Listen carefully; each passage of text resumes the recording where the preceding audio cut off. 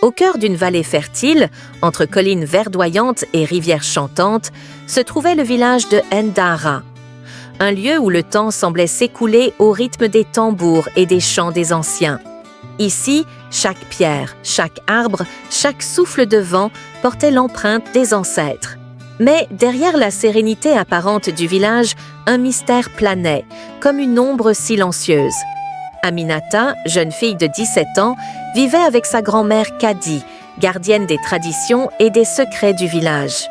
Leur maison, faite de terre et de chaume, sentait le bois fumé et les herbes sacrées. Depuis des générations, la famille d'Aminata était réputée pour sa sagesse et sa proximité avec les esprits protecteurs. Mais cette année-là, un mal étrange s'abattit sur Ndara. Les récoltes se fanaient prématurément et les enfants tombaient malades sans raison. Le village tout entier était plongé dans l'angoisse. Les anciens murmuraient que le baobab sacré, au centre du village, avait été offensé. Ses branches, habituellement fières et puissantes, semblaient s'incliner comme sous le poids d'un chagrin invisible. Un soir, alors que le soleil s'éteignait derrière les collines, Kadi confia à Aminata une prophétie que sa famille gardait depuis des siècles. Le jour où le cœur d'un enfant se brisera, le village pleurera. Seule la vérité oubliée pourra le guérir. Aminata, troublée, sentit un poids lourd dans sa poitrine. Elle comprit que le destin de Ndara était lié à un secret enfoui, un secret que sa famille avait volontairement oublié pour protéger les siens. Guidée par les esprits à travers ses rêves, Aminata partit à la lisière de la forêt. Là, dans une clairière cachée, elle découvrit un ancien autel oublié, couvert de mousse et de symboles gravés par ses ancêtres. Une voix mystérieuse, semblable au bruissement du vent dans les feuilles, lui parla. « Le sacrifice de la vérité est plus lourd que la mort.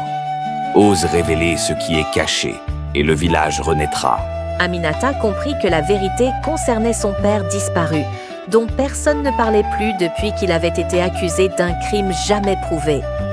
Avec courage, elle retourna au village et raconta tout, la véritable histoire de son père, son innocence et la peur des anciens de briser les traditions en le défendant. Le village fut d'abord secoué par la colère et l'incrédulité, mais peu à peu, les habitants réalisèrent de la force de l'amour familial et de l'honnêteté.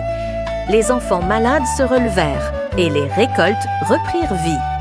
Le baobab sacré, symbole de la vie et de la mémoire du village, sembla retrouver sa vigueur, comme s'il avait entendu les vérités longtemps refoulées.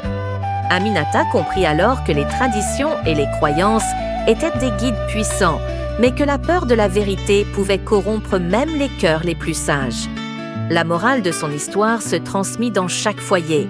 Le courage de dire la vérité, même au prix du scandale, est le chemin vers la guérison et la paix.